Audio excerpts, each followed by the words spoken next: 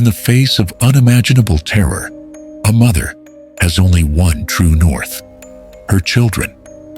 For Kristen Brink, on a day that was supposed to be filled with summer light and family joy, that meant running away from the danger to shield her two young daughters from the unfolding horror. And then, in an act of breathtaking courage that defies all instinct for self-preservation, she ran directly back into it. Back to her husband's side. Back to face the monster on the trail.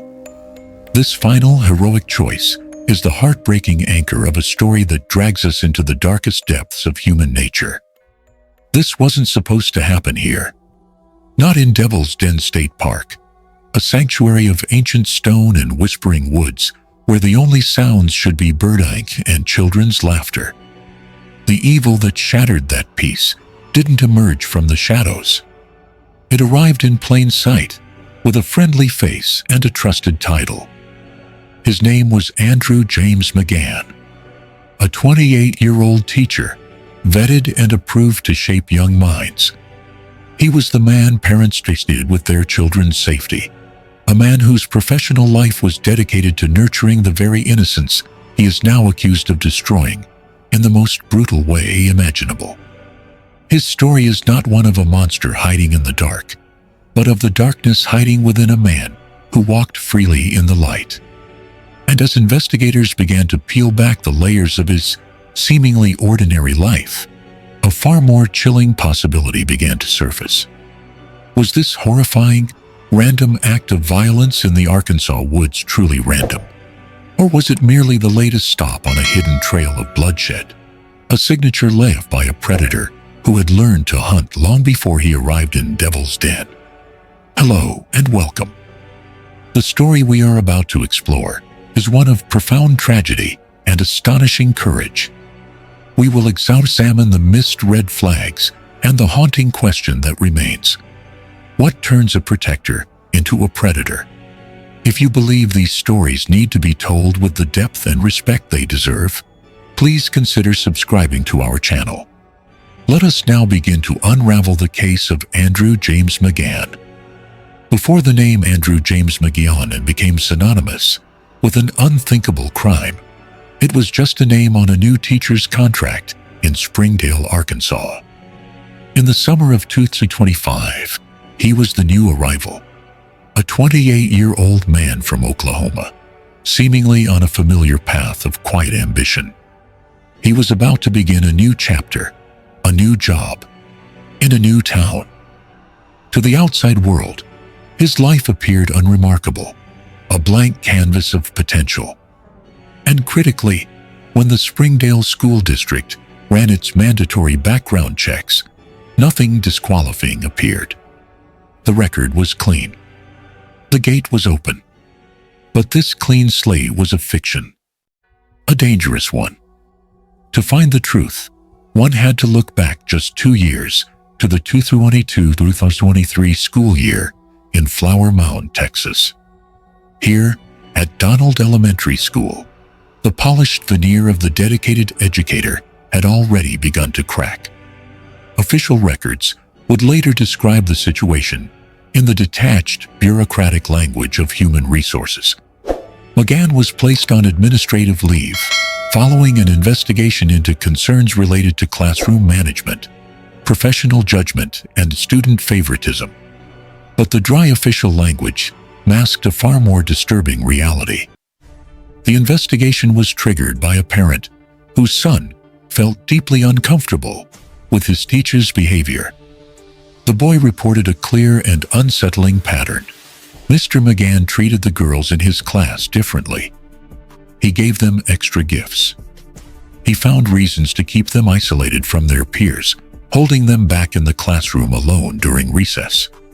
It was a classic, chilling example of grooming behavior, happening in what should have been the feast of spaces. Then came the allegation that should have ended his career forever. The young boy told his parents he overheard McGann say something to one of the little girls, a phrase so deeply inappropriate, so predatory, it defied belief. "If you were older," the teacher said, "I'd love to marry you." Faced with these horrifying accusations, Andrew McGann was not fired. He was not publicly flagged. He was simply allowed to resign, quietly disappearing from the district. This quiet departure created a vacuum of accountability, allowing a man with proven predatory instincts to simply pack his bags, cross state lines, and apply for the exact same position of trust, his dark history trailing behind him like an invisible shadow, ready to be cast again. While one man's dark past was being quietly erased, another family was just beginning to write their future. The Brinks, Clinton, 43, his wife Kristen, 41, and their daughters had also recently moved. They had left South Dakota behind for the rolling hills of Prairie Grove, Arkansas, carrying with them the hopes and dreams of a fresh start. Clinton was about to begin a new job as a milk delivery driver. Kristen, a licensed nurse, was the heart of their home. They were a family defined by love and optimism, settling into a new life, completely unaware that their path was about to tragically intersect with a man whose own new beginning was a lie. July 26, 2025, was a day of warmth and promise. For the Brink family, it was a day for exploration, for creating memories on the winding trails of Devil's Den State Park. The air was thick with the sounds of summer, the light soft as it filtered through the dense canopy of trees. It was a picture of American tranquility. A father, a mother, and two little girls walking hand in hand, immersed in the simple beauty of the natural world. But they were not alone. Another person was on that trail, a man who carried not peace, but a blade and a rage that had no name. The attack came without warning. It was a sudden, violent rupture in the fabric of a perfect day. Andrew McGann appeared, and in an instant, the serene forest became a stage for unimaginable brutality. According to investigators, his first target was Clinton. The chaos was immediate, the violence absolute. In that split second, as her world disintegrated, Kristen Brink made a choice. It was the only choice a mother could make. She grabbed her daughters, ages 7 and 9, and got them to safety, moving them away from the horror. But she did not keep running. Her husband was still there, fighting for his life. And so, Kristen Brink, having saved her children, turned back. She ran back towards the man who had attacked her family, back towards certain danger, to stand with her husband in his final moments. Both were stabbed to death on that lonely stretch of trail. Their final act on this earth was one of courageous, defiant love. When the first responders arrived, they walked into a scene of profound horror. The bodies of Clinton and Kristen Brink lay on the forest floor, and nearby, physically untouched but forever scarred, were their two little girls. The architects of this tragedy had a single urgent task: find the man who did this. A massive 5-day manhunt began, fueled by public fear and a desperate need for justice. Investigators pieced together fragments of information: witness descriptions of a man seen in the park, grainy images from trail cameras, and one critical clue: a sleek black Kia Stinger that had been spotted leaving the area. The search ended not in a dramatic standoff, but in the sterile quiet of a barbershop in Springdale, 30 miles north of the park. On July 30th, Andrew James McGann, the new teacher, was calmly getting a haircut when law enforcement walked in and placed him under arrest. The monster had been found hiding in the most mundane of places. In the interrogation room, the facade crumbled. McGann confessed. He admitted to the killings, laying out the horrific events of that day. His confession was bolstered by irrefutable science. At his home, police found items that corresponded with the crime. More importantly, the DNA from blood left at the scene, blood that was not the Brinks, came back as a perfect match to him. Authorities believe he had cut his own hand during the violent struggle with his victims. With a confession and a DNA match, the case seemed closed. But in his first court appearance, Andrew McGann did the unthinkable.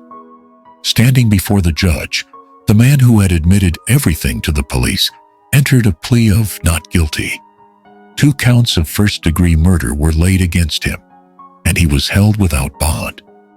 The battle was not over. It had to move to a new, more calculated arena. And for the grieving families and a shocked community, the prosecutors made a strong promise. They would consider pursuing the ultimate penalty. The death penalty was now on the table. With Andrew McGann behind bars, a strange and unsettling quiet fell over the case. The gears of justice grind slowly, and behind the stone walls of the Washington County Detention Center, McGann became an enigma. The man who had confessed and then pleaded not guilty settled into the rigid routine of incarceration, his motivations still locked away behind a wall of silence. For the public, the immediate terror had subsided, replaced by the agonizing wait for a trial, for answers, for a reckoning that felt impossibly distant. But while the case in Arkansas moved methodically through pre-trial motions, McGann's name began to echo in cold case files hundreds of miles away. The brutal, seemingly random nature of the attack in Devil's Den was a rare and terrifying nature. And for seasoned investigators in other states, it was a signature they recognized with a chilling sense of familiarity. In Vermont, detectives reopened the file of Honoree Fleming. In October of 2023, the 77-year-old retired dean and professor, a beloved figure in her community, was found shot to death on a popular recreational trail near the Vermont State University Castleton campus. The murder was shocking in its senselessness. Fleming was a woman of routine, and her afternoon walk was a cherished part of her day. A composite sketch of the suspect was released. A man with red hair, around 5'10", described as a person of interest. The description bore a haunting resemblance to Andrew McGann. Like the Brink murders, it was a daylight attack on a defenseless person in a place of natural beauty. The case had gone cold, but with McGann's arrest, a new terrifying possibility ignited the investigation. The echoes didn't stop there. Investigators in Wisconsin also began to look closely. They saw parallels to their own unsolved cases, other instances of violence that defied easy explanation. The question was no longer just about who Andrew McGann was, but what he was. Was he a man who snapped on one tragic summer day? Or was he a transient predator, a serial killer who moved from state to state, leaving a trail of grief in his wake, his quiet resignations and fresh starts serving as a cover for an escalating pattern of violence? The investigation had morphed from a single horrific crime into a potential multi-state hunt for the hidden victims of a man who knew how to disappear. For the Brink family, these news only deepened the wound. Their personal tragedy was now part of a larger, more horrifying tapestry.